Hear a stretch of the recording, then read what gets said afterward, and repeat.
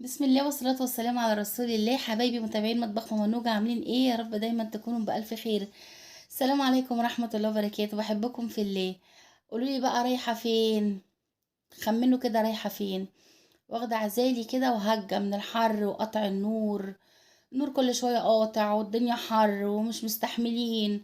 المهم، عايزة كده اقول لكم اللي انا طالعة كده ايه كام يوم الساحل انا وولادي، نقضي وقت كده ونفصل من كل حاجة.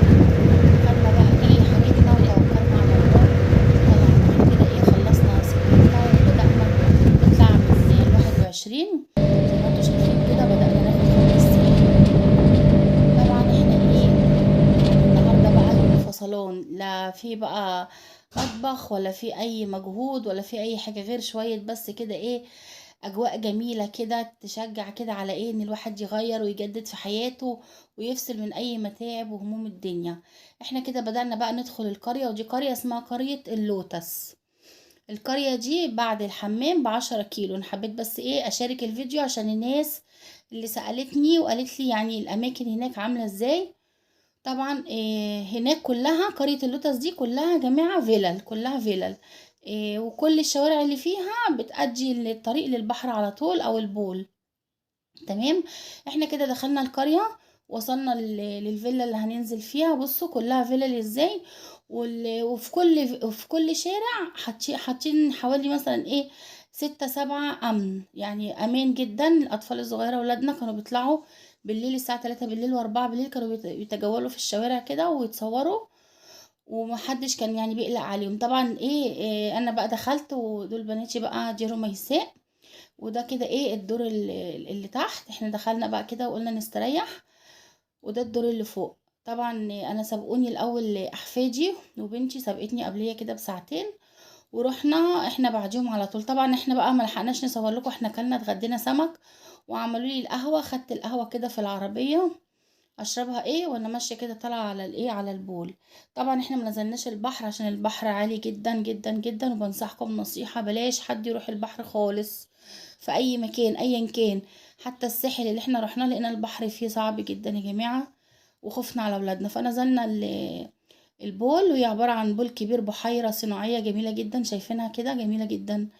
انا مصوره لكم كام فيديو كده في الرحله دي، وان شاء الله هنزل لكم كل يوم فيديو عشان تاخدوا فكره وتفهموا ايه الدنيا ماشية ازاي. طبعا دي رميساء ويوسف ولوسيندا ولافلي احفادي. يوسف ورميساء ولادي انتوا عارفينهم طبعا، ولوسيندا ولافلي احفادي طبعا.